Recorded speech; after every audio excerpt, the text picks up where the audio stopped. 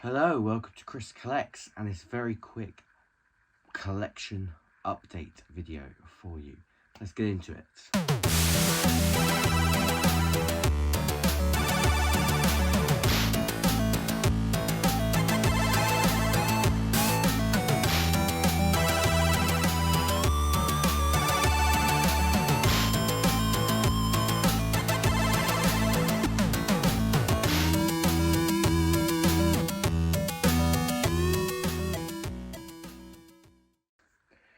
So, picked up a few things today.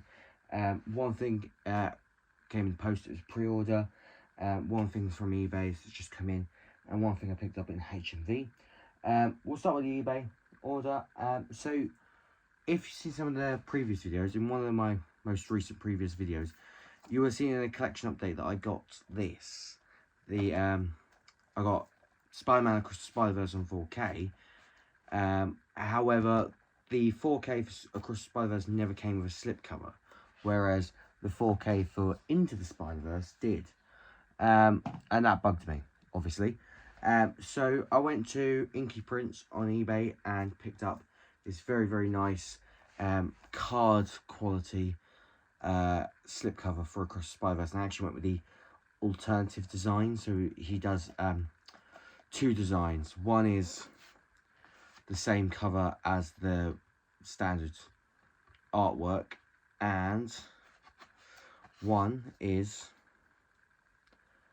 this one, and I just liked that it had alternative artwork. Now, I've actually used Inky Prints before, a long time ago. I said it a long time ago. I think it was 2021 or maybe 22, when No Way Home came out on 4K. And obviously, again, this was one that didn't come out with a slipcover, and it made a lot of people mad, including myself, because once again, Sony released Homecoming and Far From Home with slipcovers. So it was a little bit like, Sony, what's going on here? So I actually designed my own slipcover for No Way Home, which had artwork on the back and the front. But this is the old kind of photo glossy paper that Inky Prints used to use. And I noticed, actually, that he had this same front artwork, but in the more kind of card material with the info on the back, so like a more traditional slipcover. So I picked that up. I got one of these, really, really nice, and it means I can slip it over my No Way Home 4K, and it's got the info on the back. The only error with the info on the back is it's got the Region B logo on the slipcover for the Blu-ray, but the Blu-ray is actually, I don't know if you can see it there, but the Blu-ray is actually Region 3. But this now goes very nicely with my MCU Spider-Man collection, and they all actually have info on the back, which is very nice. I don't know what I'll do with this spare cover. I definitely won't get rid of it because I put a lot of effort into designing it. But I am glad that I was able to get an upgraded version with this front cover, because I really like that poster image for No Way Home. So that's just what I got from eBay, is that No Way Home slip cover. Something that arrived in the post today is my copy of Suicide Squad Kill the Justice League, the Deluxe Edition. I pre-ordered the Deluxe Edition and paid more to play it early. Why I did that, I don't know. I am a big Rocksteady fan. I'm a big fan of the Batman Arkham games. I don't know if this is going to be for me. We'll see. I'm not a big fan of live service games, and it does require internet to play it. Well, it says here, internet required, PlayStation Plus required for online multiplayer. But I heard that currently it has to be connected at all times to the servers, but they're going to do an update which will mean it won't have to be. I don't like to play online. I am a single player man, so I'm hoping I could just try and play this on my own. But we'll see. So that's Suicide Squad Kills Justice League. I haven't had a chance to play it yet. I have downloaded it. And then I popped into HMV, and I was a little bit torn between two different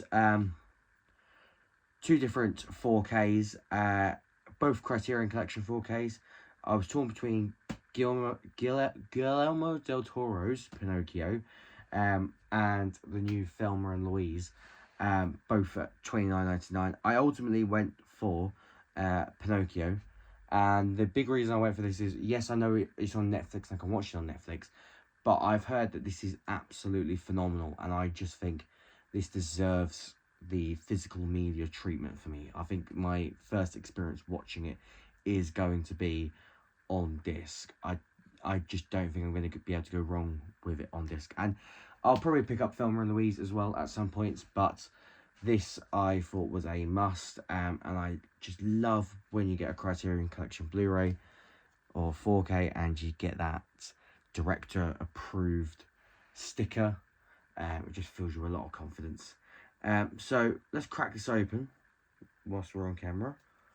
If I can get into it, that is. That felt like a rip. There we go. I also only currently have one Criterion Collection Blu-ray. I used to have more, but I kind of got rid of a lot of the ones I had. Mainly because, as much as I like collecting Criterion Collection stuff, I had a lot of films that I've never seen, and would probably never get around to watching. So I'm trying to minimize what I get on Criterion Collection to stuff that I will watch. Like, for example, the one I do have is Night of the Living Dead, which I had to have Night of the Living Dead. It's George A. Romero's first groundbreaking kind of zombie film. And then, of course, recently I picked up Dawn of the Dead from Second Sight. So, yeah, so I had to have that Criterion Collection Blu-ray. But, like I said, I'm kind of looking for films that are films that I'm likely to watch, that I want to have in my collection, because space is a issue. Like, I don't have the space for everything. But yeah, this was $29.99. It's £28 in CEX. Like, why are you gonna pay £28 when you can get it brand new for $29.99? I just, CEX baffles me. It's a bit like, I recently got Titanic for £24.99. It's 28 quid in CEX. What is that about? Why would you pay more for it used? It's just ridiculous. But this is a nice digipack kind of release. So we slide the slipcase off. We get this here, and this does extend out, and that is Pinocchio's nose, which is pretty cool. And then you open this up. Oh, the book is falling out of me. So you get a nice little book. This is the sort of thing I love about Criterion Collections. You get this nice little book, table of contents, and it's just like loads of pictures and information about the film. Criterion Collection always go all out. I mean, look how nice that is. They always go all out in their presentation, and you know, it's just amazing. But I'm very much looking forward to checking this out. I'm going to try and check it out at the weekend. And then in here we get our discs. You've got on the top here, that is your 4K disc. It says 4K Ultra on there. And then underneath is your Blu-ray disc. So that is Guillermo del Toro's Pinocchio from the Criterion Collection.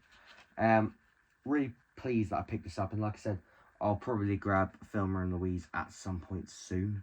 I've never actually seen Thelma and Louise. I just know that it's meant to be really good and it's Ridley Scott's. So that is one that, you know, I am interested in picking up. I'm also interested in picking up Dazed and Confused. That's coming to 4K. That's another film I've never seen that everyone, you know, raves about. And I want to pick up some more of the Criterion Collection UK Blu-rays, like Marriage Story, The Irishman, both Netflix films. I've seen Marriage Story, love Marriage Story. What's the other one? Dazed and Confused, I've talked about.